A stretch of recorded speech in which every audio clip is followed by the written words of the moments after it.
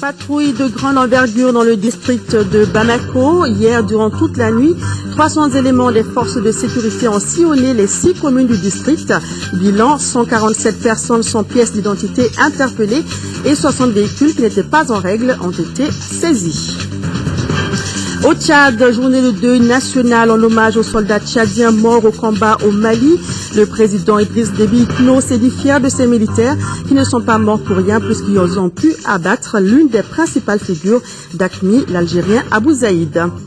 Sport, football, le préliminaire retour de la Coupe CAF. L'Union sportive de Bougouni confirme le résultat du match aller en s'imposant cet après-midi 2-0 face aux Camerounais de Honkam.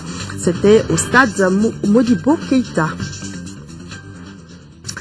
Madame, Monsieur, bonsoir. Samedi 2 mars, bienvenue dans cette édition. Les forces de sécurité ont organisé dans la nuit d'hier à aujourd'hui, donc du 1er au 2 mars, une patrouille mixte dans les 6 communes du district de Bamako et environ.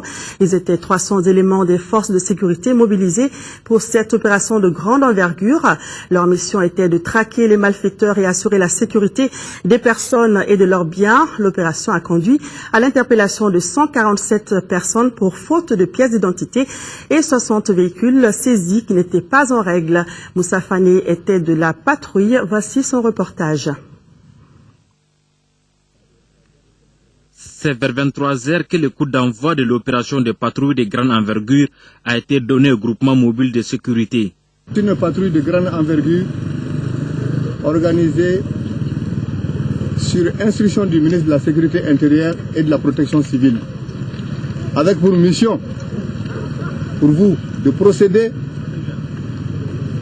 à la fouille systématique de tout véhicule suspect et des occupants. L'opération qui a mobilisé une trentaine de véhicules de patrouille a vu le déploiement de 300 agents de la police, de la gendarmerie et de la garde nationale.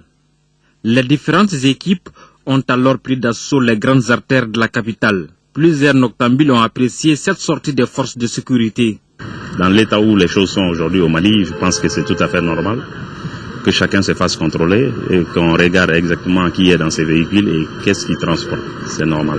Je leur encourage que ça se passe aussi sur la voie normale, quoi. Voilà. Ça nous rassure d'ailleurs. Laisser les grandes artères de rentrer un peu plus dans les quartiers périphériques, ce sera encore mieux. Chaque engin saisi est conduit dans un commissariat du secteur d'intervention. Les véhicules qui ne sont pas en règle, ils seront mis en fourrière. Les mises en circulation seraient conditionnées aux pièces manquantes. Ceci rentre dans un cadre global de sécurisation des personnes et de leurs biens, de sécurisation des étrangers et de leurs intérêts, dans un cadre global de sécurité par rapport à la situation exceptionnelle que connaît le Mali aujourd'hui. Au total, 147 personnes ont été interpellées pour diverses raisons et 60 véhicules saisis pour faute de pièces. Voilà les forces de l'ordre à l'œuvre pour notre sécurité. Direction la France et nous changeons de sujet pour parler de la 75e édition du CIMAR, le Salon international du machinisme agricole. C'est ouvert cette semaine à Paris. C'est un lieu unique de rencontre entre les professionnels de l'agriculture et de l'élevage et les fournisseurs de matériel agricole. Cette année, plus de 430 nouveaux produits sont exposés. Le président de l'APECAM et sa délégation ont été fascinés par les opportunités et les outils qui s'offrent aux producteurs maliens. De Paris, le reportage de Makanfi Konati.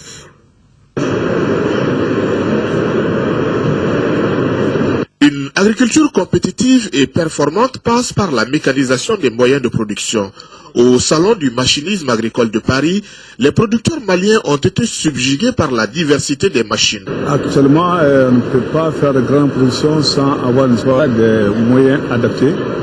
Et surtout, n'est-ce pas, des machines modernes adaptées. Et donc, cela m'amène vraiment à dire que la vie d'aujourd'hui au sein de machines agricoles est une grande chance pour moi et aussi pour mes producteurs de voir vraiment des nouvelles machines qu'on peut quand même utiliser chez nous.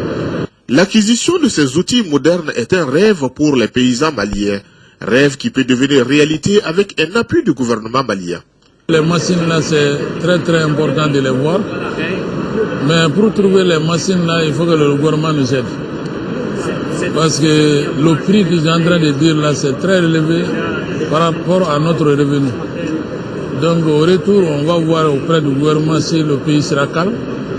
Comment on peut négocier les machines là, même si le gouvernement va subventionner. Les paysans maliens ont déjà entamé des discussions avec les fournisseurs de quelques équipements adaptés à leur réalité. Certains fournisseurs sont prêts à leur accorder des facilités de paiement différées.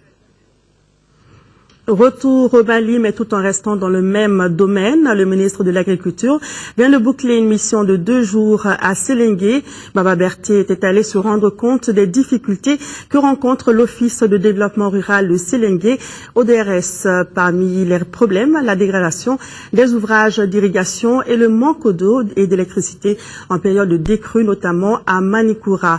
Le ministre a également rencontré les acteurs impliqués dans la gestion de l'ODRS. Envoyés spéciaux Daouda Kone, Agali Agissa et Alou Kone.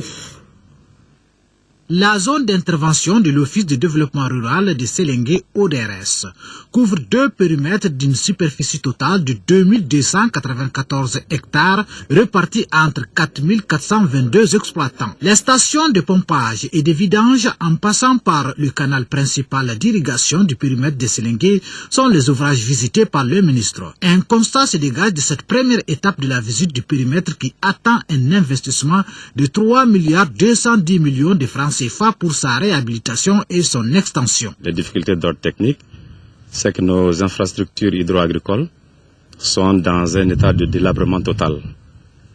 Et pour relever ce défi, il faut une volonté politique, il faut aussi de la mobilisation des ressources financières. À Manikoura, deuxième étape de cette visite, les attentes sont encore plus préoccupantes. Au niveau de Manikoura, on est confronté à un problème de déficit d'eau.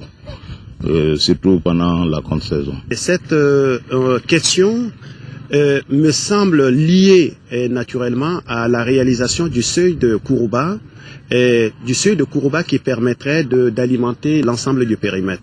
Avec les techniciens, nous aurons des séances de travail et pour envisager les solutions possibles qui permettront de corriger à la fois les soucis que nous avons au niveau du périmètre et de Séléngué et ensuite résoudre ici les problèmes que nous avons au niveau de Manikoura. Les coopératives des femmes étiveuses du riz de Séléngué et maraîchères de Manikoura ne sont pas restées en marge de cette visite. Le manque d'équipement et d'eau sont les difficultés évoquées lors de la rencontre avec les membres de ces 2 coopératives. Autre temps de cette mission, la visite des blocs administratifs de l'ODRS et Villa Haute en sentier. C'est notamment la réunion technique qui a regroupé tous les acteurs impliqués dans la gestion de l'ODRS qui a mis fin à cette visite de 2 jours. Un peu plus loin, à Sikasso, la filiale sud de la CMDT s'est dotée d'un programme de développement stratégique 2013-2018 de la filière coton. Une rencontre a été organisée pour définir les grands axes du programme.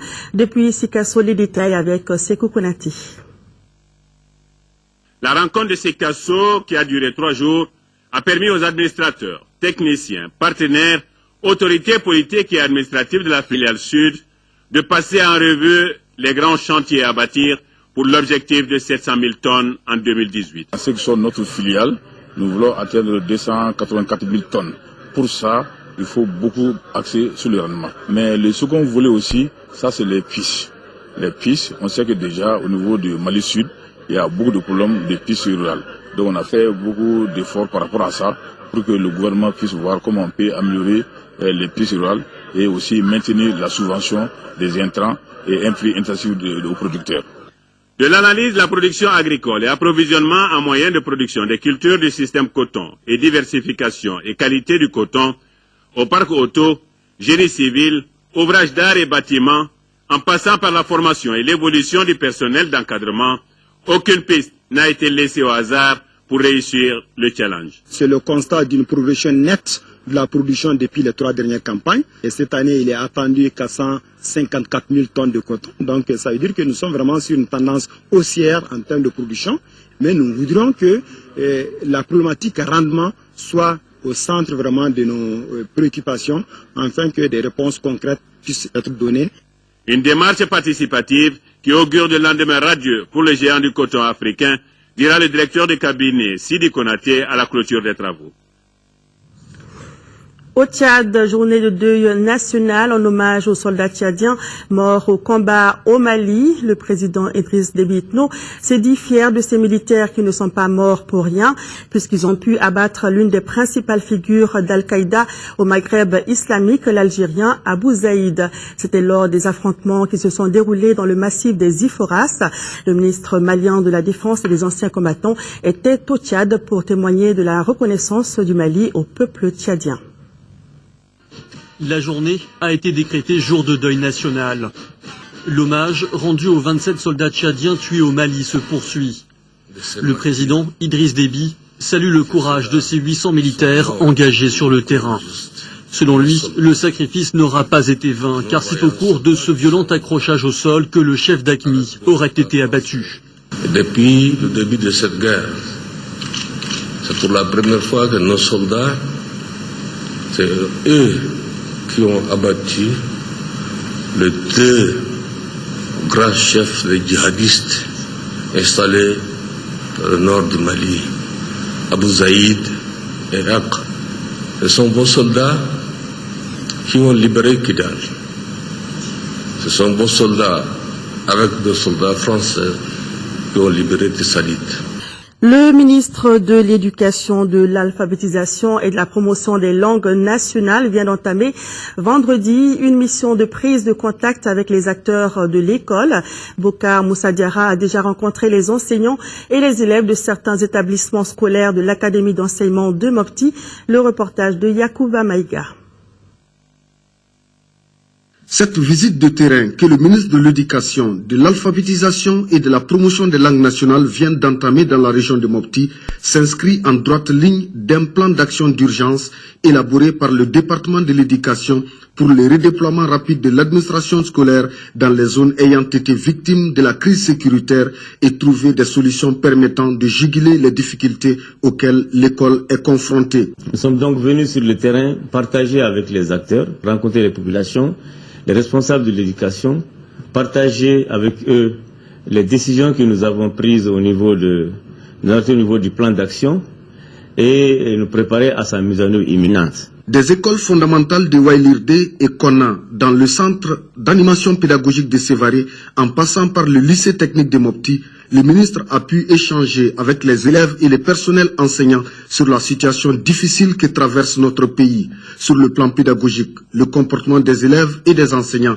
est sans reproche. Les écoles fonctionnent normalement. Nous sommes venus également la rassurer et féliciter les populations pour leur prise en charge.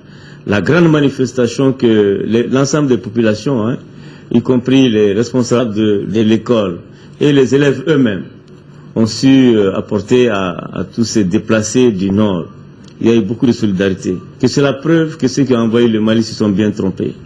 Notre peuple, il ne sera jamais divisé. Le ministre de l'Éducation a saisi cette occasion pour offrir aux élèves déplacés et à leurs parents 5 tonnes de riz, 1 tonne de sucre et 10 sacs de lait. Il s'est aussi manifesté en faveur des blessés de guerre en leur remettant une enveloppe symbolique à l'infirmerie de la garnison de la 6e région militaire. Nous quittons Mopti pour Caille, où le gouverneur de région était jeudi dernier dans le cercle de Nioro du Sahel. Colonel Salif Traoré était allé s'imprégner de la situation sécuritaire dans ce cercle frontalier avec la Mauritanie. Il s'agissait aussi d'informer et de sensibiliser la population pour une forte mobilisation en faveur de l'armée. Jafar Haïdara. Cette première sortie à Nioro du gouverneur de la région de Caille a permis au chef de l'exécutif régional de réunir tous les responsables politiques, administratifs, religieux, militaires et la société civile de Nioro autour de la gestion sécuritaire. L'occasion était bonne d'échanger, de partager et de comprendre les problèmes vécus par le cercle de Nioro qui est à la frontière avec la Mauritanie. Face à la situation sécuritaire, des mesures ont été prises allant dans le sens de la préservation de la sécurité, notamment la création des comités de crise dans tous les arrondissements ayant pour rôle la mobilisation et la collecte des dons en faveur des forces armées et de sécurité. Nous en voulons pour preuve les nombreuses patrouilles effectuées dans la ville, les recherches menées dans nos campagnes par nos services de sécurité qui ont abouti à l'arrestation des braqueurs de forains et autres voleurs qui s'attaquaient aux magasins et domiciles. Le colonel Salif Traoré s'est rendu au camp militaire de Nioro où il a rencontré la hiérarchie militaire. Il a rassuré ses interlocuteurs qu'il y aura dans quelques semaines un renforcement d'équipement et de matériel roulant. Nioro est la première étape à l'intérieur de la région parce que Nioro a une position quand même stratégique au niveau de la région et au niveau de tout le Mali. Aujourd'hui, c'est l'heure de la mobilisation générale et ce n'est pas encore l'heure des joutes politiques et ce n'est pas non plus l'heure des règlements de comptes. Donc nous avons beaucoup insisté sur ces éléments-là. Ainsi, le cercle de Nioro a mobilisé plus de 7 millions de francs CFA en faveur de nos vaillants soldats. Il est recommandé que chacun redouble de vigilance, que chacun s'implique davantage, que nous ne voyons plus ce que nous devons mettre, parce que la sécurité n'a pas de prix. Selon le commandant du 42e régiment de Nioro, les ressortissants de Gogi ont pris l'engagement de construire le camp qui se trouve à Gogi, une première dans l'histoire du Mali. À Bamako, le ministre de la Communication, porte-parole du gouvernement, a présidé hier la cérémonie d'adieu au directeur général sortant de la Sotelma Malitel. Noureddine Boumguebra a œuvré au cours de son mandat à augmenter le chiffre d'affaires de la société qui est passé de 70 milliards en 2009 à 143 milliards en 2012. La Sotelma est désormais dirigée par son compatriote, le Marocain Mohamed Morchid. Reportage de Youssouf Diakité. À la cérémonie d'adieu du directeur général sortant de la Sotelma Malitel, les personnels de la société étaient partagés entre joie et tristesse. Joie d'une mission accomplie et la tristesse de voir partir un homme qui a rehaussé l'image de la société.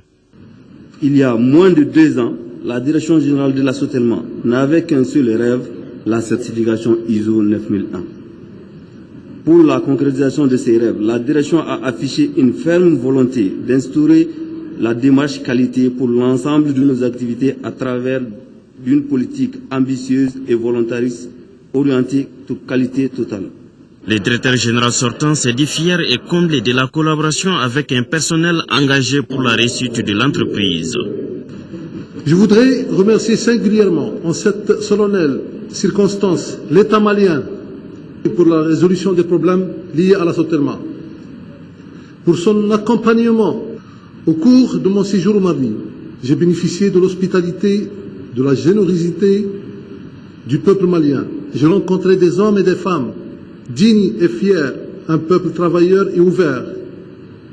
Je me suis toujours senti au Mali comme si je suis chez moi. Le ministre de la Communication, porte-parole du gouvernement, a salué au nom des autorités maliennes l'ensemble du personnel de la Sotelma Malitel avec à sa tête le directeur général sortant qui a augmenté le chiffre d'affaires de 70 en 2009 à 143 milliards de francs CFA en 2012.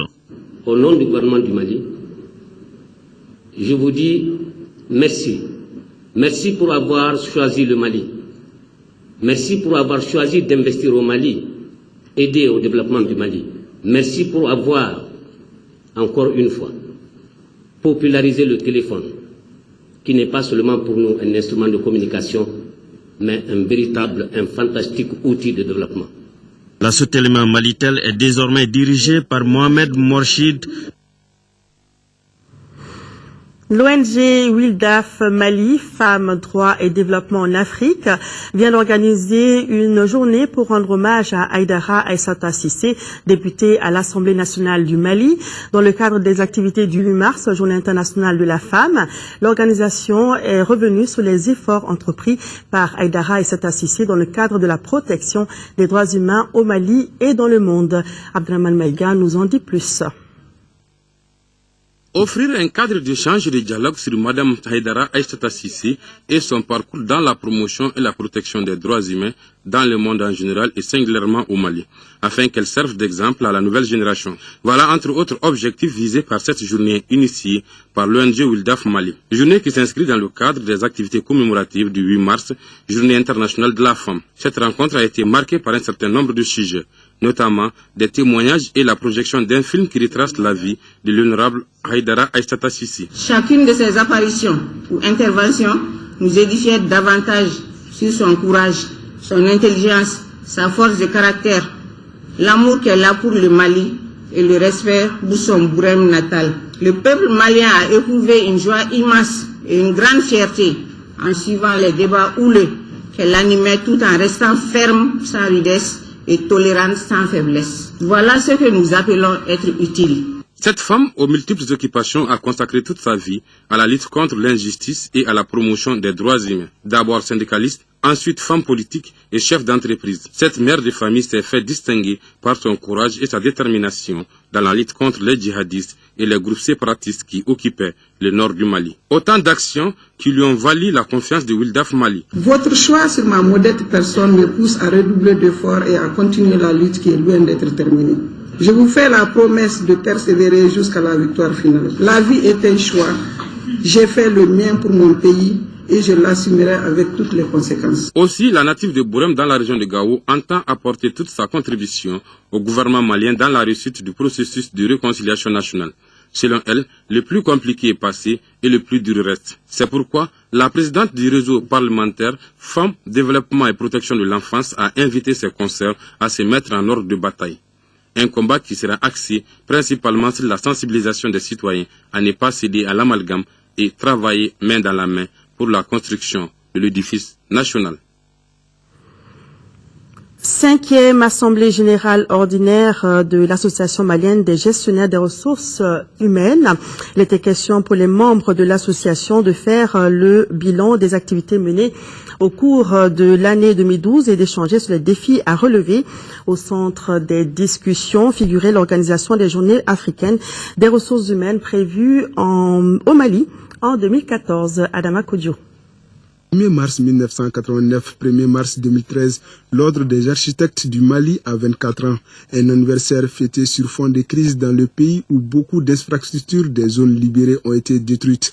L'Ordre entend apporter sa contribution dans la reconstruction des infrastructures en question. Nous sommes à la disposition des populations, du gouvernement du Mali pour vraiment, voir ce problème de reconstruction pour que ce soit, à hauteur, des souhaits. On dit que les abris sont pour la guerre, les bonnes constructions sont les abris de la paix. Nous voulons rester dans cette logique. Pour les conseillers du ministre en charge du logement, les terroristes et autres groupes armés qui ont agressé le Mali ont porté un coup dur à la culture. C'est pourquoi il en appelle à l'ingéniosité des architectes pour la reconstruction des édifices. Nous devons veiller à ce que l'architecture, à savoir le bâti et l'organisation spatiale de chaque établissement humain touché, puisse rendre l'image de la culture locale en harmonie avec les orientations résultant de l'appartenance à un État moderne. Au cours de la rencontre, l'assistance a eu droit à des communications sur l'évolution architecturale et la cartographie de Tombouctou. Voilà, c'était bien le reportage de Adama Kodjo, mais ça concernait plutôt les 24 ans de l'Ordre des architectes du Mali qui se sont donc engagés à rénover ou reconstruire les infrastructures détruites par les terroristes dans les régions du Nord. Ils étaient donc face à la presse. La direction centrale des services de santé des armées et la polyclinique militaire sont désormais dotés en matériel médicaux et autres consommables dont l'ONG Tapama. Le matériel a coûté environ 150 millions de nos francs. La remise symbolique a eu lieu ce matin en présence du généreux donateur et des responsables des 2 structures bénéficiaires. Reportage de Nando Dambeli. Les sourires étaient sur toutes les lèvres dans les locaux de la Direction centrale des services de santé des armées et de la polyclinique militaire de Kati. Les dons de matériel médicaux reçus par les 2 structures est le fruit d'une convention signée entre l'ONG Tapama et le ministère de la Défense et des anciens combattants. Nous avons eu l'opportunité de créer un nouveau domaine qu'on a appelé Tapama Santé, suite à des dons de matériel. Donc nous avons collecté ces dons dans des dépôts et nous avons cherché des bénéficiaires au Mali. Nous avons pu à ce moment-là mettre en place cette convention dont faisait état tout à l'heure le colonel entre la DCSSA et Tapama. Ce qui fait que maintenant, tout ce que nous collectons comme matériel de santé dans la région en France où nous sommes, c'est-à-dire la baie du Mont-Saint-Michel, tout est remis systématiquement à la DCSSA. Pour les bénéficiaires, ce don est arrivé à point nommé. Ce geste est vraiment noble et nous en sommes très très heureux. Toutes les villes libérées au nord ont eu leur infirmerie de garnison et autres.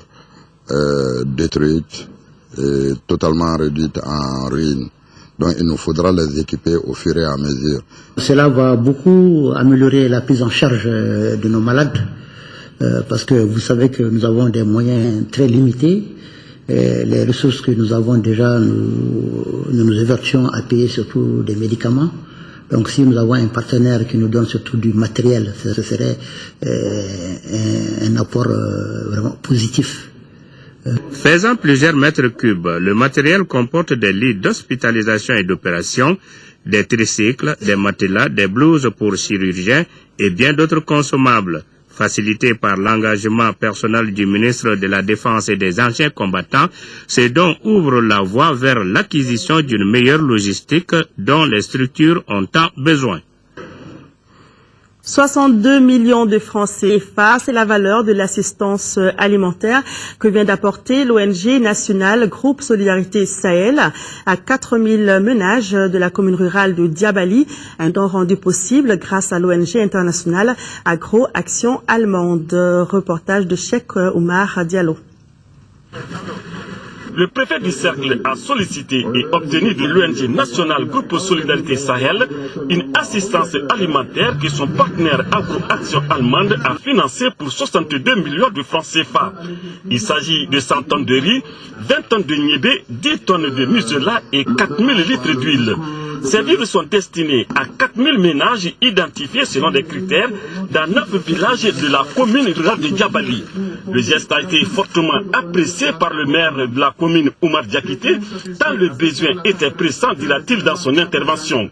Intervenant successivement à la suite du maire, le directeur exécutif de l'ONG Ousmane Bari et le coordinateur national du projet Tcherno Diallo se sont réjouis de la promptitude avec laquelle leur partenaire financier allemand a pris en charge cette assistance alimentaire destinée à la population de Diabali en détresse. Quant au préfet du cercle, Célou Traoré, qui présidait cette cérémonie de lancement, il a rassuré les responsables de l'ONG que seuls ces ménages bénéficieront de cette assistance alimentaire.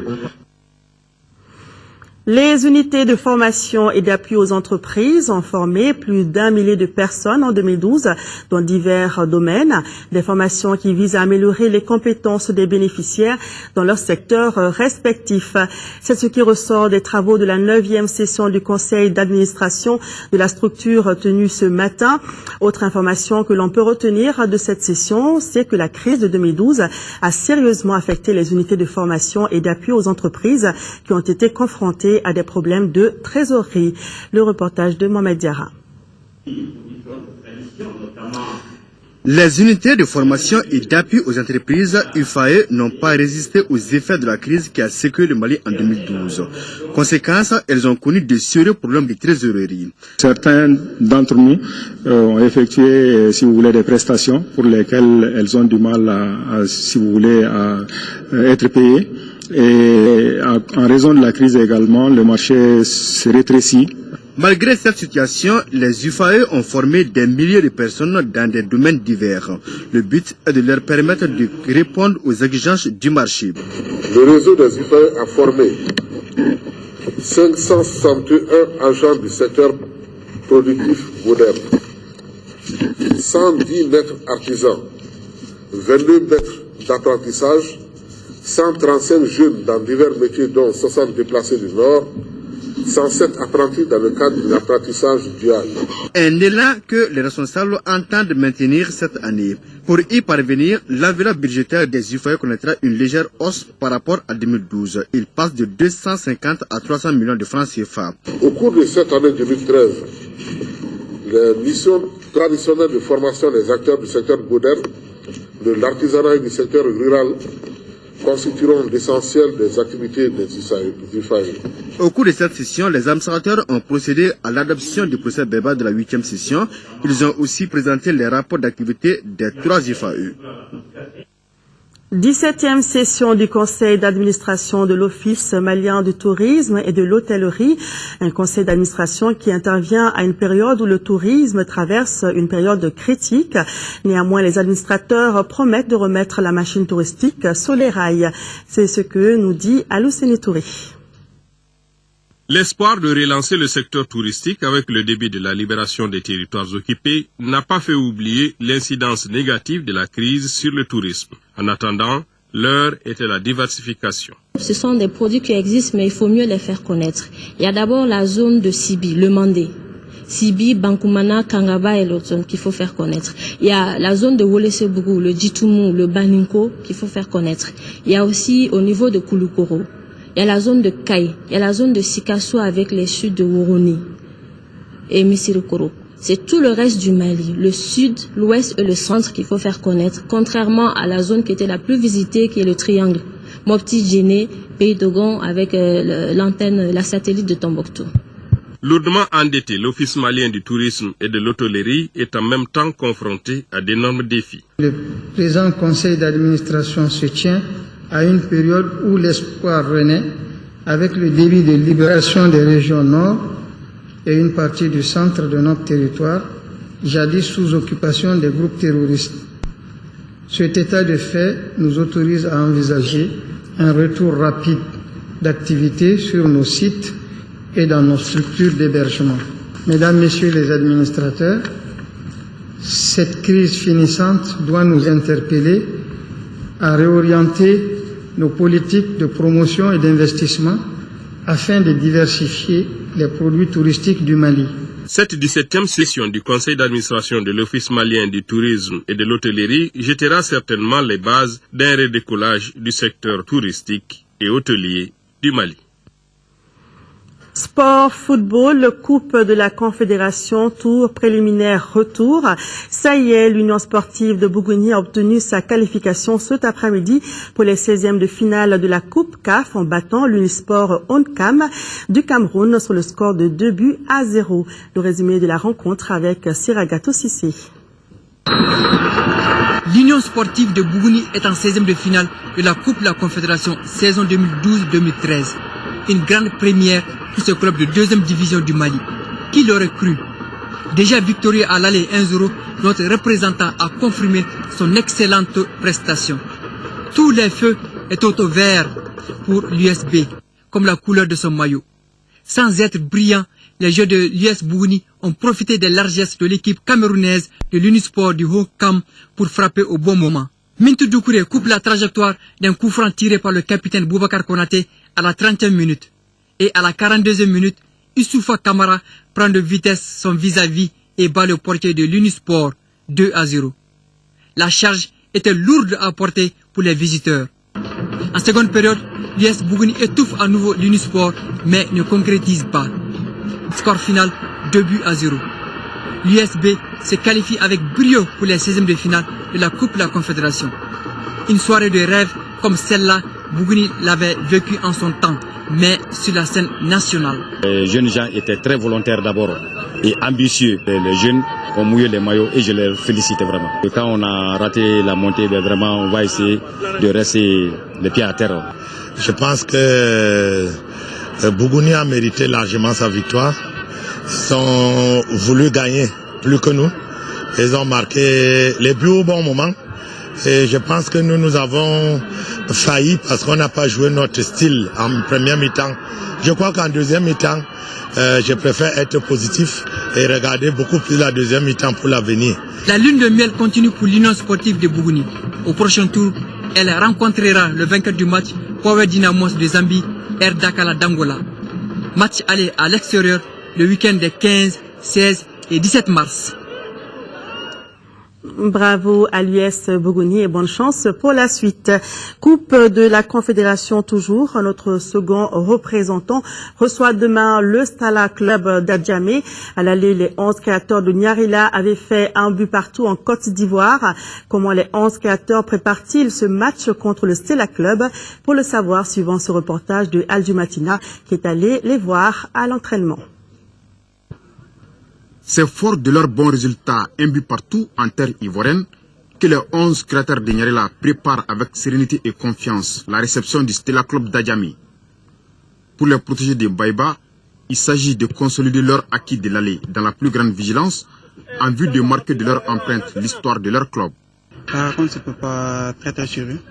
Nous sommes toujours concentrés Bon, depuis nous avons atterri chez nous ici, on s'est mis en tête que bon, c'est dit les gars, bon voilà quand le match ça commence dès aujourd'hui. Donc il faut préparer ce match très sûrement et puis bon, moralement et physiquement. Bon. Contre le Stella, bon, on a fait l'aller là-bas 1-1. Bon, le retour, on va tout faire pour pouvoir se maintenir et avoir les 3 points, quoi. Internés au stade du 26 mars depuis quelques jours, les pensionnaires de Nyarela multiplient à l'entraînement plusieurs stratégies, notamment l'efficacité offensive, une façon d'exploiter les insuffisances du représentant ivoirien. Ça doit être un match très difficile, ça doit être un match qui va se jouer avec beaucoup de détails. Donc, vu le match aller à Abidjan, on a tiré des leçons. Donc, de ces cas, on se prépare en conséquence. Les compétitions continentales demandent plus de motivation dans l'atteinte des objectifs. Pour cette rencontre retour du tour préliminaire de la Coupe de la Confédération, les 11 cratères ne manquent pas d'arguments pour se frayer le chemin de la qualification dimanche à 16h30 au stade omnisport Modibo Keita.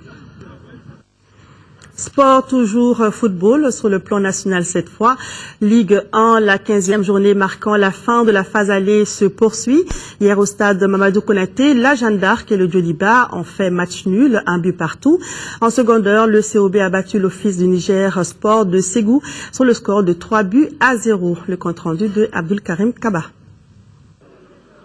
En moins de 20 minutes, le club olympique de Bamako, ici en vert, a plié le match face à l'Office du Niger Sport de Ségou. D'abord à la 13e minute, sur un corner, de la tête, Mamadi Sidibé inscrit le premier but du COB.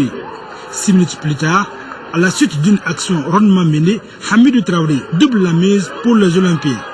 2-0 pour le club olympique de Bamako, score à la mi-temps. En seconde période, les visiteurs tentent de réagir, mais ils trouvent devant eux plus fort, le club olympique de Bamako qui est deuxième au classement. Les Verts marqueront d'ailleurs un 3e but à la 76e minute par Idrissa Sangaré. 3-0 pour le COB, résultat final. Les hommes du président Moussa Konaté terminent la phase allée du championnat, deuxième avec 33 points.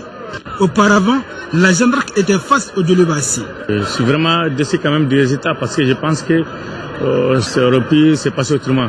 La colère, l'énervement et le doute, c'est la situation actuelle dans les camps du champion sortant, le Djolibassi. Face à la Jeanne d'Arc, les Rouges voudraient terminer la phase allée en beauté. Hélas, tel n'a pas été le cas. La vieille dame et les Rouges se sont partagés les points, 1 but partout pour cette 15e journée. Dès le démarrage, c'est-à-dire à la 13e minute, la J a opté un penalty. Cheikh Abdul Kadessi prend sans problème les tirs de Moussa Diop. 0-0, score à la mi-temps. 1 minute seulement après la reprise, les Rouges trouvent un penalty, lequel sera transformé par Idrissa Traoré. 77e minute, Ibrahim Foufana de la Jeanne d'Arc sort pour 2 jaunes. À 4 minutes de la fin, le Djoliba n'arrive pas à conserver son but. Abdoulaye Kanouté établit la parité.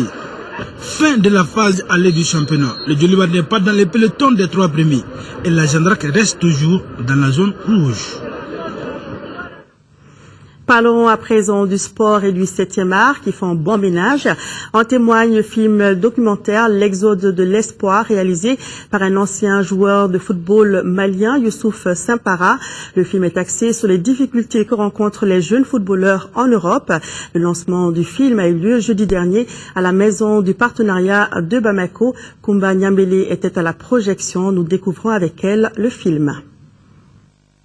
Informer et sensibiliser les jeunes footballeurs qui veulent coûte que coûte tenter le professionnalisme, c'est ce qui a motivé la réalisation de ce documentaire intitulé L'exode de l'espoir. Au Mali, 99% des jeunes footballeurs rêvent d'aller en Europe, tout en ignorant ce qui les attend là-bas. L'exemple le plus près de moi est Demba. La situation personnelle était préoccupante, puisqu'il est arrivé, il n'avait pas de papier. Je me suis, moi, rapproché d'une association sur Massy pour voir comment ça se passait, pour essayer de le régulariser. On a soumis la solution de le marier. et les administrations qui m'ont dit de le marier. C'était la solution la plus rapide. Ce documentaire est réalisé par la cellule des expatriés et consultants du football malien grâce à Youssouf Simpara, ancien joueur de foot, est le fruit d'un constat. Puisque de 2006 à nos jours, plus de 390 jeunes footballeurs se sont retrouvés en Europe dans la clandestinité. Différentes problématiques étaient soulevées dans ce film, donc à commencer par la cause de cette migration de jeunes. Donc on a passé toutes les phases, donc du départ jusqu'à la cause réelle. Donc la leçon qu'il faut retenir tout simplement, c'est répéter encore à la jeunesse qui rêve d'aller faire une carrière professionnelle en Europe que c'est pas quelque chose de facile. C'est un documentaire très intéressant, très émouvant, qui fait ressortir tous les aléas, tous les risques auxquels s'exposent les jeunes footballeurs. Exode de l'espoir axé sur les difficultés que rencontrent les jeunes footballeurs maliens en Europe dure 1h15. Et toujours dans le monde du 7e art, tout à l'heure, le 23e FESPACO a fermé ses portes. Les Talons d'Or Yenega est revenu au réalisateur sénégalais Alain Gomis pour son film Tei, qui signifie en français aujourd'hui.